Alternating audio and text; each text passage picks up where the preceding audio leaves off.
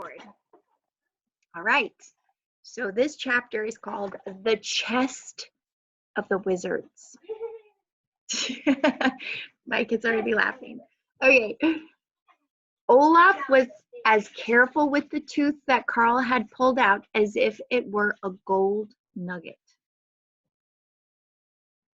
Let me make sure. Is this the right one? This is the right one. Okay, good. All right. He kept it in a matchbox in his pocket, and from time to time, he took it out and looked at it. A couple of days later, Bill had a loose tooth. It would have been the easiest thing in the world for him to pull it out himself, but Bill decided that he also wanted to have it pulled out while he was sleeping. So he tied a long piece of strong string to his tooth just before he went to bed, and then he tied the other end to the knob of his door. The next morning when Agda came to wake up the boys and open the door, the tooth popped out. Bill woke up without Agda even having to shake him. It's strange how much fun you can have with teeth, Bill said as we walked to school that day. He too had put his tooth in a matchbox, and he and Olaf were comparing teeth most of the way. Carl was cross because he didn't have a tooth that had been pulled out. But he said, "I wonder where I put that molar that the dentist in Big Village pulled last year." In the evening, he looked through his drawers for the tooth and found many valuable things that he had thought were lost forever. In the cigar box, he found some chestnuts, several cartridge cases, a broken whistle, 5 broken tin soldiers, a broken fountain pen, a broken watch, and a broken flashlight, and then his molar. It was broken too. That was why it had been pulled. Carl looked at all these broken things and said that he would mend them all sometime. Well, maybe not the tooth.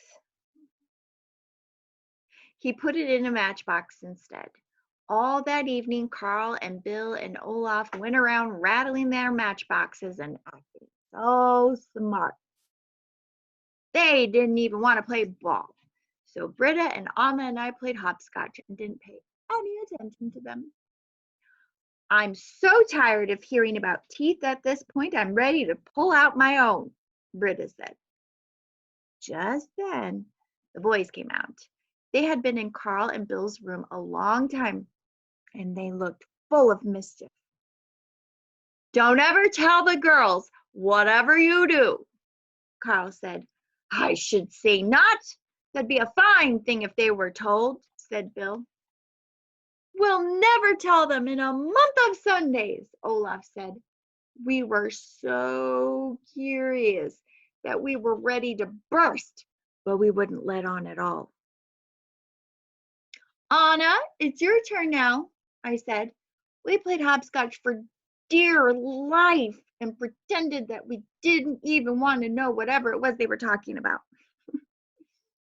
The boys sat down by the side of the road and watched us. "I hope you hit it really well," Bill said to Carl. "Don't worry," Carl said. "The chest of the wizards is something you have to hide very carefully." "Yes, because otherwise the girls might find it," Olaf said, "and that would be a calamity." "Olaf, please don't say such dreadful things," he said. "If the girls should find it, yee, gods!" "Lisa, it's your turn now," Britta said. We kept playing hopscotch, pretending that we hadn't heard a word about the chest of the wizards. Then the boys left. They walked down the road in a row, one behind the other. Anna pointed to them and whispered, "There go the wizards." And we laughed and laughed. Carl turned around and said, It's good that you can keep your spirits up, even though there are so many things in this world you know nothing about. You poor little things." Then we decided we would look for the chest of the wizards. We understood that it was just one of the boys' silly tricks, but we still wanted to find out where it was. The boys had gone over to the pasture to ride Blossom, our black mare, so we rushed up to Carl and Bill's room to hunt for the chest. My, how we hunted. But it's not so easy to find the chest of the wizards when you don't even know what it looks like. We looked in the drawers and under the beds and on the shelves and in the fireplace and all over the attic. But we couldn't find the chest of wizards anywhere. When we were right in the middle of our search, we heard the door to the attic open and the boys come stamping up. Did we move fast? There are lots of clothes hanging in the attic, so we hid behind them and stood very, very still, just as quiet as mice. Let's take it out and look at it again, said Bill. First, let's see where the girls are, Carl said. They're probably in Lisa's room playing some silly old game. No, if they were, we would hear them, wouldn't we? Olaf said. They're probably all at North Farm. Come on, take out the chest. We stood there and didn't dare move. I was afraid that I would have to sneeze or start laughing. Then it looked as if Carl would walk right into me. And I thought, oh, now I'll die. But he just stopped, just in time, and bent down and lifted something up. I couldn't see what it was. Anna poked me, and I poked her back. Wizards, do you swear never to give away the hiding place? Carl said. We swear never to let the unfaithful get a hold of the chest of the wizards. Bill and Olaf answered. Of course, Britta and Anna and I were the unfaithful. So I poked Anna again. Because if the unfaithful get a hold of it, it will lose its secret powers, said Carl. I wanted so much to see this remarkable chest, but the boys were standing right in front of it. Finally, Carl put it back where it had been under a loose board. Then they clumped down the stairs again. Suddenly, we came to life. As soon as the attic door was closed, we rushed out and pulled away the board, and there was the chest of wizards. Well, what do you know? It was nothing but Carl's old cigar box. The chest of the wizards was written on the cover in large letters, and under that was drawn a skull and crossbones. Oh, Emsley. A question. There we go. What's that? Why are they poking each other? Oh, I think they're trying to get each other's attention. But that's a really good question. I don't know for sure. Oh, more questions. Yes. So, it wasn't in the beginning they put a string in their mouth. Why did they do that? So when the door would close, it would pull the tooth out. Hi, Hayden. Hi. Hi. It's nice to see you. Hello. Hi. Say hi. Hi. Hi. Can you see everybody? No. Okay, so Swipe over right. That's what I do.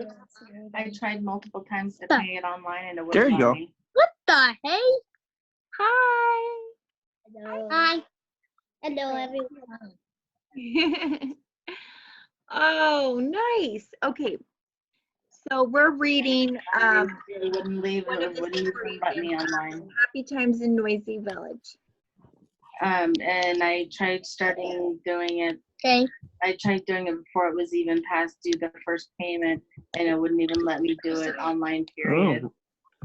Because this was the one card I tried to keep. Okay. Oh, and looks like Layton's joining us. Yay! Yay! Geez, a lot of people are joining. That's awesome. Nope, they wouldn't even let me try anything. It kept telling me Don't touch that anything on the screen. Hi, Okay. Layton. it wouldn't even let me change the password or I don't like, see Layton. wouldn't let me do I anything don't see it. at all. The reason Yes, why there we is. don't see Layton because I can stop the video right now. See, and you don't see me anymore. I can see you. I can start the video. But I can also mute myself. Hi, Layton. Hi. Oh, it's so good to see you. Hello, everyone. Hi. where is he? Yay. Where is he? I can see him. Where is All right. So I'm going to put everybody back on mute and keep going, if that works. Myself on Oh, it's mute. so nice to see you guys. Oh, it's been forever. What a treat. All right, here we go. I'm like, So you're already on mute. And now you're on mute. And you put yourself on mute. And you're on mute and you're on mute. Perfect. Okay, ready? So basically what's been happening in the story is the girls just found out where the boys hid the chest of the wizards. And now they're about to find out what is in the chest of the wizards. All right. So, all right. Oh, so the chest of the wizards was written on the cover in large letters, and under that was drawn a skull and crossbones. Hurry up and open it, Britta, so we can see what wonderful treasures are inside, Anna said. Britta did. And Anna and I stuck out our necks as far as we could, and all we saw were 3 white teeth, 2 little ones and a bigger one. That was all that was in the chest of the wizards. Sometimes I wonder if the boys are quite right in their heads, said Britta. Then we saw Agda's bureau standing there in the attic. Mommy said that we were not under any circumstances to touch the bureau, but Agda is so nice. Sometimes she opens the bureau and shows me all the fine things she has in it. She has a little pink pincushion with lace and many pretty postcards with flowers on them and a perfume bottle that smells good, a bracelet made out of gold, almost. And well, there's so much, I can't tell you everything. Last year, when the dentist was in Big Village, he made Agda a set of false teeth. He said that he had never seen such ugly false teeth as her old ones. Poor Agda. It was too bad to have such ugly teeth when you look so nice otherwise, he said. But Agda didn't throw away the old ones when she got the new ones. She said to me that perhaps she could use them on weekdays, and then when the weather was bad, and save the new ones for Sundays. These teeth are certainly good enough to wear while I'm feeding pigs and milking cows, she said. But she soon grew tired of the old teeth because the new ones are so much prettier. Also, Agda likes Oscar, our hired man, so she wants to look nice on weekdays too. I knew that Agda kept old teeth in the top drawer of her bureau, and that gave me an idea. I'll tell you what we can do, I said to Britta and Anna. Let's put Agda's false teeth in the chest of the wizards.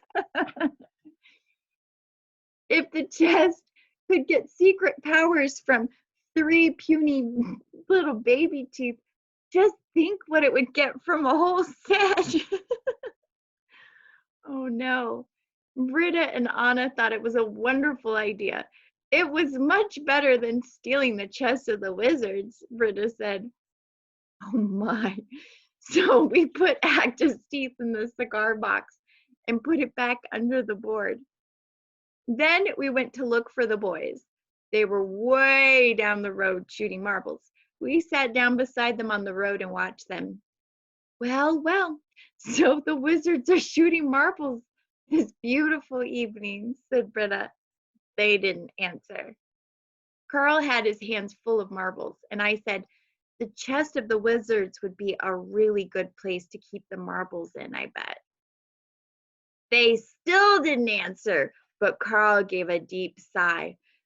You could tell that he thought the unfaithful were even more unfaithful than usual. Can't you tell us about the chest of the wizards? Anna said, and poked Carl in the ribs. But Carl said it was nothing you could tell us. The chest of the wizards was full of secret powers. Only the secret society that owned the chest was allowed to know where it was. Otherwise, it will lose its powers. The secret society, is that you and Bill and Olaf? Britta asked. Carl kept quiet and looked mysterious. But Britta and Anna started to laugh with all of our might. I think they're peeved because they don't know where we keep the chest of wizards, Bill said. I bet it's in your closet, said Britta slyly. I bet it isn't, Bill said. Is that so? Then I bet you it's under a loose board in the attic floor, Anna said. I bet it isn't, said the boys, all at the same time. But did they look worried? Their game of marbles got confused. Let's go and look at your bird's eggs, Bill, said Carl. Did he really think we believed that's what they would do? We knew good and well they were going to run and get the chest of the wizards. My bird's eggs? Why, you've seen them 100 times, said Bill. He's a bit slow sometimes. Carl glared at him, and Bill finally understood. Oh, yeah, of course. Yeah, let's go and look at my bird's eggs, he said. Then the boys left us, slowly, so we wouldn't suspect anything. We didn't leave slowly, though. We ran over to Olaf's and told his mother that we were going to get something in his room. Then we rushed up the stairs and climbed through the linden tree to Carl and Bill's room and ran into the attic and hid behind the clothes. We had just got there when the boys came clumping up the stairs.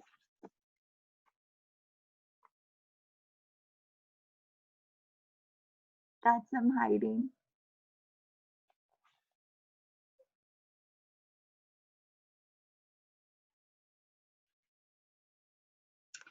Okay. What do you think that Anna meant about the attic floor? Bill said. Does she know anything? No, said Carl. That was just something to say, but we'd better move the chest of the wizards to another hiding place just to be on the safe side. We couldn't see anything because the boys were standing between us and the chest, but we heard Olaf say, open it so I can look at my tooth. I want to look at mine too, said Bill. Wizards, Carl said. What is hidden in this chest must never be seen by the unfaithful, only by us. Then it got quiet, and we knew that Carl was lifting the lid. Then we heard a loud howl. So they must have caught sight of Agda's teeth. And we ran from behind the clothes and laughed and I said, now I bet you have enough powers to last you a whole year. Britta and Anna and I laughed again. Carl threw Agda's teeth across the attic floor and said that we should never have been born because we always spoil everything. Anna said, Carl, please make a miracle for us with the cigar box. Do you want to get swat? Said Carl. Then Carl and Bill and Olaf threw away their teeth and we all went out and played ball. And that was that. Pretty silly, right? The next story for tomorrow. No. The next story is Carl falls into the lake. You can only imagine what happened. So I'm going to take everyone off of mute.